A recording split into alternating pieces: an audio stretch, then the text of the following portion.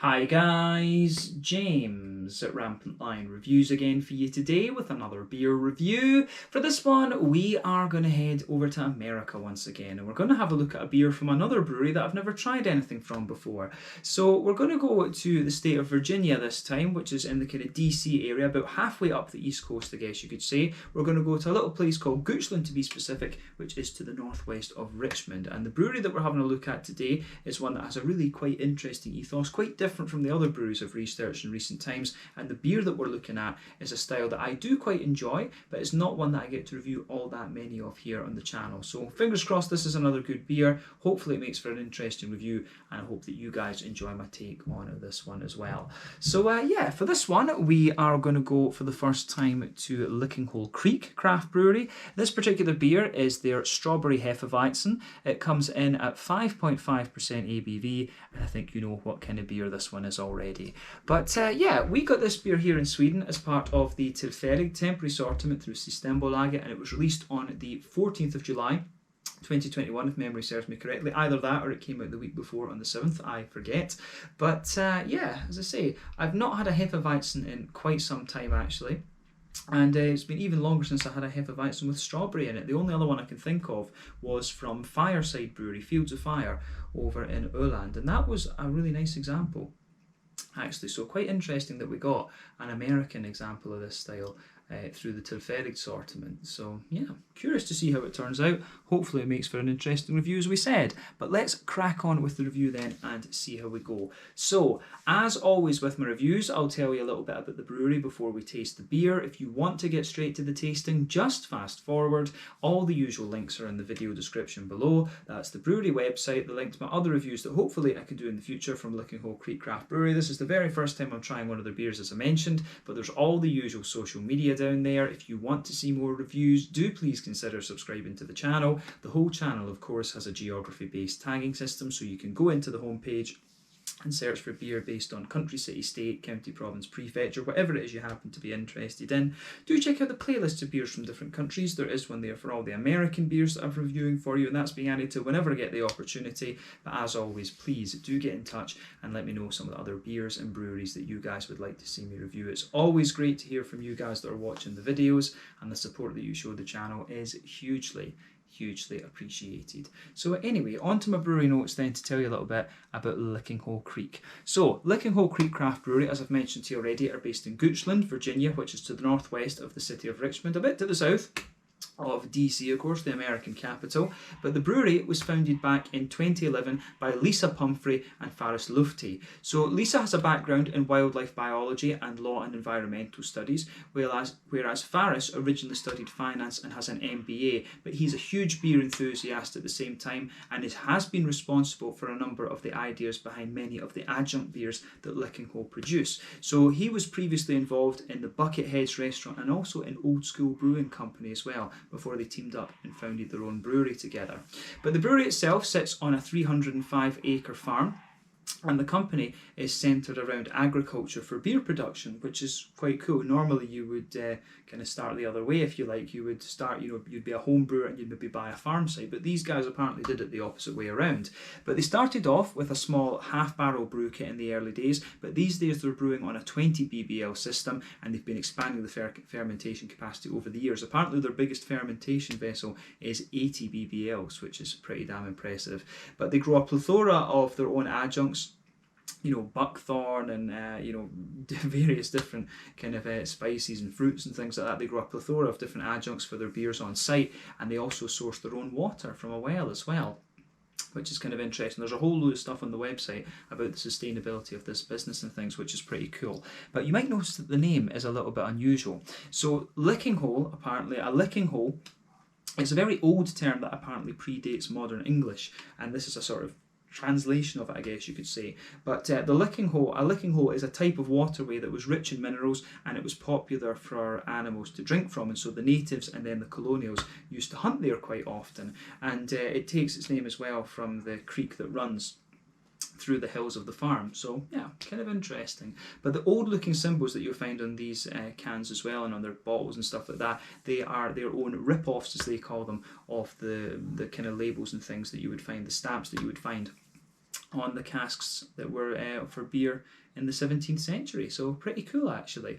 But as of July 2021, when I'm filming this review for you, these guys have produced around 185 different kinds of beer according to Untappd, and there's various different styles in there. There was imperial stouts, there was IPAs, various different kind of fruit beers as well. I think there was 1 or 2 sours from what I remember as well. But yeah, lots of different variety available from these guys, and a brewery that you definitely want to check out if you get the chance. But yeah, that is all I can really tell you about Lickinghole Creek Craft Brewery for the moment. If you want to learn more about these guys, you can check out the brewery website. You can follow them on Facebook and Instagram to keep up to date with all the latest goings on. And you can check out the Rate Beer, Untappd and Beer Advocate pages to learn a little bit more about all the different beers that these guys have done. So yeah, that's it for your history section. Let's get on and actually have a taste of the beer itself. So as you can see, the artwork on this is really nice. And you can see this is the farm building down there. Incidentally, you can book brewery tours and and book the farm for events too, actually, which is kind of interesting. But yeah, you can see the artwork on this can. It is very sort of old school. I mean, the artwork on this really reminds me of something that you would find in the Cracker Barrel chain of restaurants over in the States, these kind of honeys and things like this. But yeah, the artwork on this is pretty cool. But these symbols that I was talking about from the 17th century, it's these kind of things here. But that is one of the main symbols of the Lickinghole Creek Craft Brewery. And you can see that on the back there, the Lickinghole Creek Farm Brewery, if you like. But yeah, interesting stuff here. But it does have a little bit of a blurb on the back, but unfortunately because of the import sticker that's there, I can't read that for you, so we'll just need to leave that be for the moment. But I think it probably kind of gives you some sort of summary of the information that I gave you in the history section of this video. But yeah, it says that this one has been imported by House of Liquids here in Sweden, who I've not heard of before actually. But yeah, it's a 473ml can, which is 1 American pint.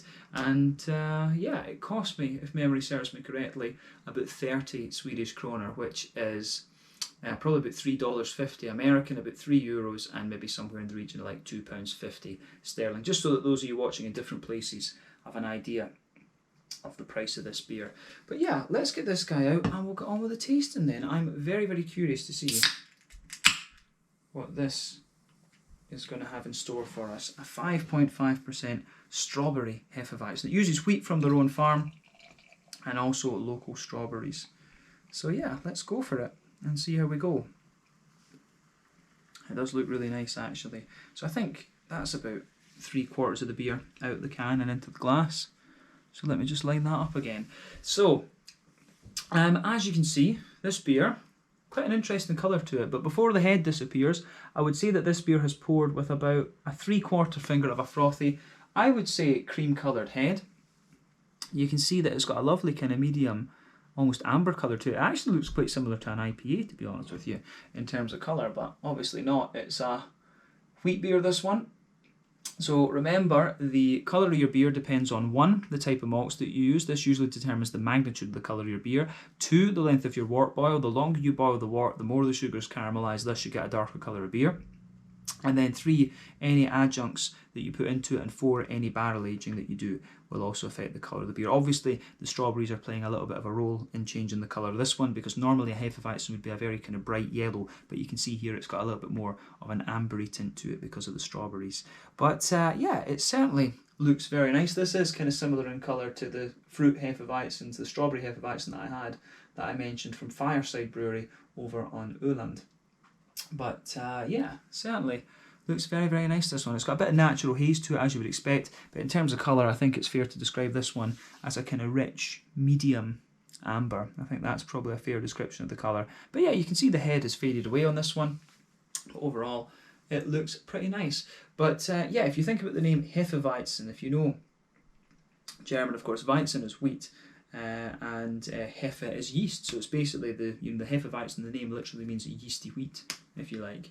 So yeah, looks the part, and that is what is giving you your haze in this beer, of course, as well as some of the wheated malt, malted wheat that should be in there. My English is terrible these days, but yeah, this certainly looks the part. But yeah, 1 or 2 big bubbles sticking towards the side of the glass, a few little ones going up towards the surface there. The head has chilled out quite a bit now, and it's just a wee thin foamy layer. But yeah, I think we can leave it at that for the appearance. It certainly looks very nice. So let's take a closer look at the aroma and see how we get on with this one. Very curious about this. Oh, now that's nice, I have to say. I do like that.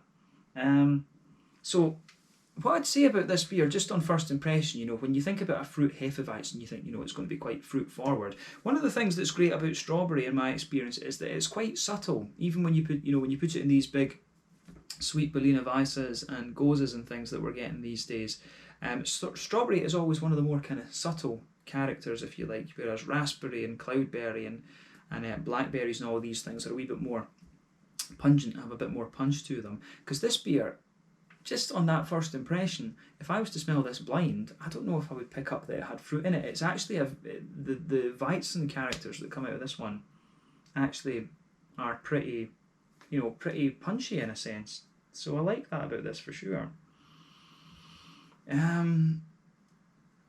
Yeah. The fruity side of things on this as well is really quite subtle, but as I say, you've got a nice smooth Hefeweizen background to this and just a wee subtle hint of the fruity character. But let's try and break this down for you a little bit more and describe the aroma a wee bit more in depth. But like I say, this beer's got a lovely big sort of bready backbone to it, so that is very, very nice with this one. So straight away, you know, the backbone of this beer is a lovely fluffy white bread. You do get a wee bit of a kind of bread crusty character out of it. You can smell the sort of clovey kind of spicy elements in there. Being an American beer as well, I would actually say that it's a bit sweeter than the ones that you would find in Germany, the ones that I used to drink when I was living there.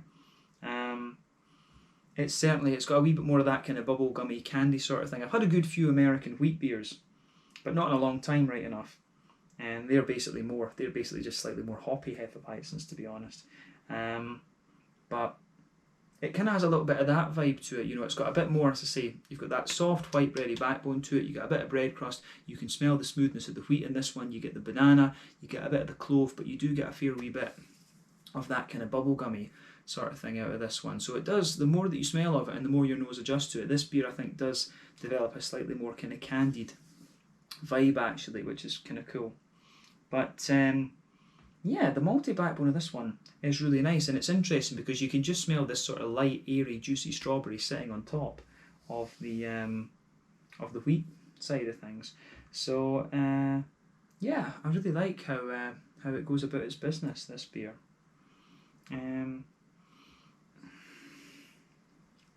So yeah, fruity side of things is kind of interesting, this, and it is really just quite nice and subtle. But you certainly get a wee bit of hoppy character at this one. I don't think there's too much more we can really say about the malty and yeasty backbone of this, because it is pretty much what you would expect. And as I say, it's got a wee bit of the more candied side of things for the American ones, but I still get quite a bit of that, you know, the Weizen side of the beer really comes out quite nicely, which I'm glad about. And it's not too obvious in its fruity character, but the more you smell of it, the more you do smell a wee bit of that kind of juicy strawberry, if you like.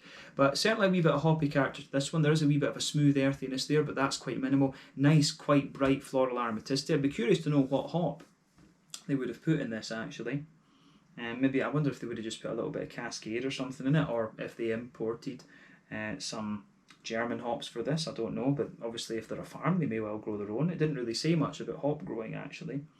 But yeah, you certainly get a nice bit of a fresh grassiness for this. The green component for me, as I say, a little bit earthy, a little bit kind of floral, but I think the main component of the green side of things for me is that wet, leafy, sort of grassy kind of vibe that comes out of this beer. I really, really like how that goes together in this one. So it gets a big thumbs up from me on the green side of things. It's got a lovely kind of fresh vibe to it. But beyond that, of course, on the fruity side of things, you can smell there is a wee bit of an oily fruity character, like a sort of slightly figgy note underneath. And I'm guessing that's from the hops. I do wonder if there's a wee bit of Cascade in this. There's just something about that slightly figgy note, that wee touch of the way the floral quality comes out. There's just something telling me that the backbone of this beer might well be a little bit of Cascade. But on top of that, of course, you've got lovely, just juicy strawberries. And I mean, you get a mix of kind of candied strawberry, fresh strawberry, and all this kind of thing, but it smells really wet and juicy at the front of the nose. But yeah, the aroma of this one, I think, is very, very nice. So do take a wee bit of time to ponder it over before you actually go and taste the beer. But I think this one is going to be pretty nice actually. Like we say, not too popular a style, but if it's done right, very pleasurable beer, I guess we could say, or pleasant beer, not pleasurable. As I say, thinking too much in Swedish these days. But yeah, let's have a taste of this one then and see how we get on. This one is the Strawberry Hefeweizen, coming in at 5.5% ABV from Lickinghole Creek near Richmond in Virginia. Let's get stuck in. Slàinte, skål, cheers.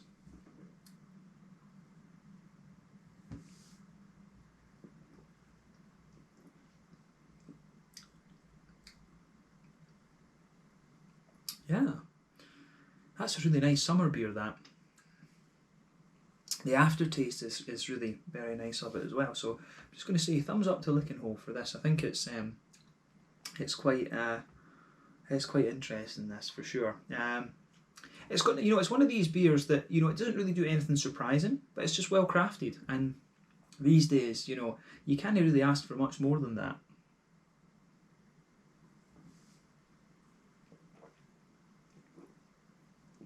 And it's interesting because it's got a wee bit of a, how do we say, it has a bit of a mix of, it's quite, in terms of a Weizen, I actually find this one quite oily.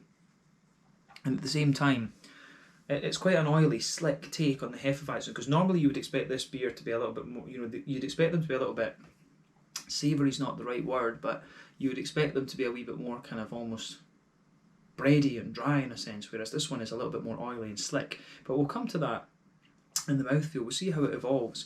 But this, I think the flavour combination you get in this, it's really nice. It does work. It's one of these beers that's very straight shooting in a lot of ways, but it just works. So let's try and break this flavour down for you a little bit more and describe it.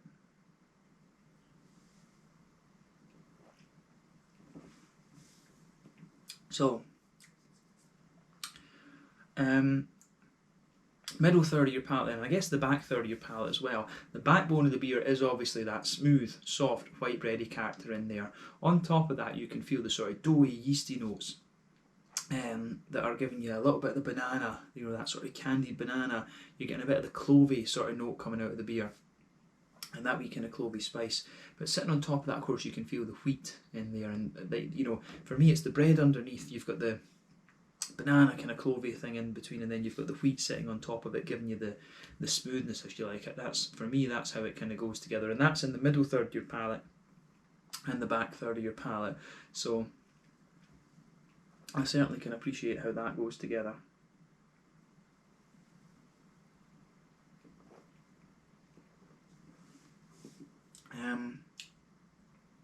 Yeah, this is it is just really nicely done, I have to say. Other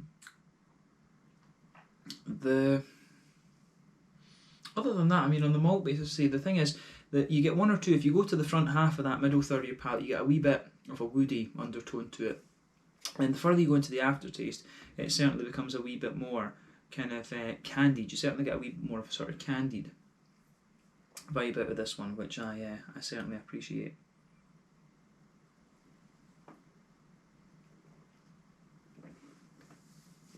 But yeah, you can feel a wee bit of that sort of candy, bubblegummy sort of thing in the middle of your palate the further you go into the aftertaste with this beer. But other than that, I don't think there's too much to say about the middle third of your palate. I think we've described it quite nicely, to be honest with you. So let's focus on the back third of your palate, because that is a wee bit different. In that border region between middle third and back third of your palate, you can feel a wee bit of a bready build up in there and a wee bit of a kind of bread crusty note. But then the base of that back third of your palate, soft white bread. On top of that, you get, there's a wee bit of that soft white bread in there. You get the clovey kind of banana notes in there, as I said, and then the smoother wheat on top. The wheat does have a wee bit of bitiness at the back of the palate there, so just be aware of that. And on top of that, you get all the kind of yeasty notes to the beer. So in the back third of your palate, you can feel the flavour is distinctly taller, but then it condenses down as you come further forward. As you move into that middle third of your palate, it just squashes its way down. And again, I really like how that goes together in this beer for sure.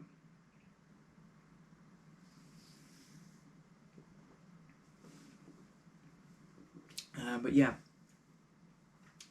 the nice kind of malty vibe on this one, I think, goes together very, very nicely. So that gets a thumbs up from me, definitely. So yeah, I do like that. I do like, as I say, I do like that about this beer. The malty, yeasty side of things is really, really nicely done. And in some ways, as I say, the thing that makes this beer, it makes it a little bit more of an American wheat. It was just the sweetness you get out of it, but that's not overpowering, definitely not. But the hoppy side of things with this beer then. In the back corners of the palate, again, you get a little bit of a smooth earthiness out of this. It becomes a wee bit herbal as you move further forward, and as you push towards the kind of front corners of your palate, it's certainly a little bit more kind of bright and floral in a sense. Again, I'm still wondering if it's Cascade that's in this. Quite familiar with that hop because of one of my local beers back home in the motherland of Scotland, the Schiehallion from Harveston Brewery. Love that beer. But round the front curve of the palate, it's a little bit lighter and grassy. You've got quite a nice bright grassy sort of thing to this one, but then of course that's kind of pushed back a little bit by the fruity adjuncts in this beer. So remember, whenever you add in fruit to a beer as an adjunct, then it's whenever you add fruit into the beer's adjunct, it's always going to suppress a little bit of your hoppy bitterness, and you can feel that in this beer because the juicy strawberry spreads around that kind of front edge of the tongue and sits on top of the grassiness. But front third of your palate then, border region between front third and middle third of your palate, again you feel a wee bit of a bready build up in this beer, a wee bit of bread crust in the base of that front third of your palate is really nice and smooth, a sort of white bready, wheaty kind of thing. On top of that though, you do get a nice little bit of an oily bubble where the fruity juicy esters come out of the beer. For me, you get a wee bit of a slightly oily figgy character to this one, but on top of that of course you've got all the adjunct strawberry in this, and it's just really light and really juicy, but a wee bit more concentrated in the dead centre of that front third of your palate. So I can certainly appreciate how this beer goes about its business in that sense. And the further you go into the aftertaste, as I say, you get a wee bit of the kind of candied banana coming out of the beer, a wee bit of the woodiness, and you can feel some of the more kind of candied strawberry elements coming out of the beer too. So I like how this beer goes about its business in that sense too. So a thumbs up to Lickinghole Craft Brewery for this one. I think they've pulled off a really interesting beer in this case, I would say. So yeah, very interesting stuff. But I think we can leave it at that for the sort of tasting part, if you like. But we'll round off with the mouthfeel of this beer. So as I said at the start, this one,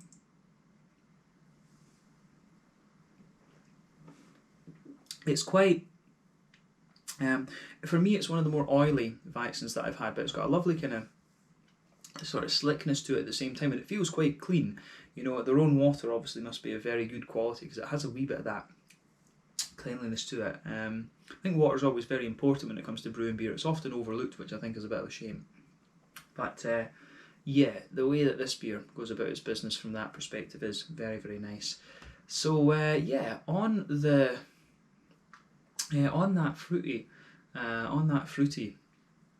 side of things as well, it's got a lovely juiciness that kind of adds to the sort of slickness of the beer as well. But yeah, malt base in this beer, as we say, it's quite smooth. It's got a slight degree of spice, a bit of sweetness, and a real smoothness to it. So there's a bit of everything that you would expect of the Hefeweizen in that sense.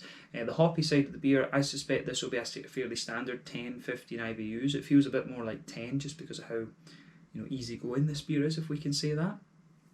15 IBUs, of course, is standard if you look at most home brewing recipes for a Hefeweizen, or most German examples of the beer style, of course. So I think this is probably about the same, about 15 IBUs, not the most hop forward style. And as we said, the fruity character has a lovely bit of fresh juiciness to it, but it's also got a wee bit of an oily slickness as well. So yeah, fruity side of this beer I think goes together very, very nicely. So yeah, interesting stuff, I have to say, and a nice introduction to Lickinghole Creek Craft Brewery. So thumbs up to them for this. They've pulled off a really interesting beer here. So yeah, definitely cool to add these guys to the list of American breweries here on the channel. I really enjoyed this one, and I'm going to enjoy sipping on the rest of this while watching a film. So yeah, let's leave it there. So guys, this one was the Strawberry Hefeweizen, or Hefeweizen med Jordgubbar, as they've said on the can there. I do like the wee touch how it's got the Swedish stuff on it. They've obviously brewed this as a special batch, of course, for the import company, and then they've sold to Systembolaget. But yeah, a really nice easygoing beer, this one. Not often that you get to that I review Hefeweizens these days, even German ones. I need to, try and source a few German ones and revisit this style. But yeah, really nicely done. Lovely kind of subtle juiciness to it. And I think it's worked out very, very well. So we can leave it there. But yeah, once again, thank you for watching my beer reviews. Until the next time, please like, subscribe, share, all the usual YouTube stuff. Let me know your own thoughts on this beer in the comment section below. Let me know what your favourite beers are from Lickinghole Creek Craft Brewery. Let me know what styles you would say are best from this brewery as well. But it's been cool to introduce these guys. Let me know some other Virginia breweries as well. And maybe I can maybe pick up a few of those when I make it over to the States. Fingers crossed. Next year. But thank you again for watching. Check out my social media. Check out Lickinghole Creek Craft Brewery social media as well. And I'll see you guys in the next one. This was a really nice beer, I have to say it, and I enjoyed it. Very easygoing, not the most in-your-face thing, but just a really nice, relaxed, chilled vibe to it. So I hope you guys enjoyed this one. I enjoyed filming this review. Slàinte, skål, cheers, and see you guys in the next review.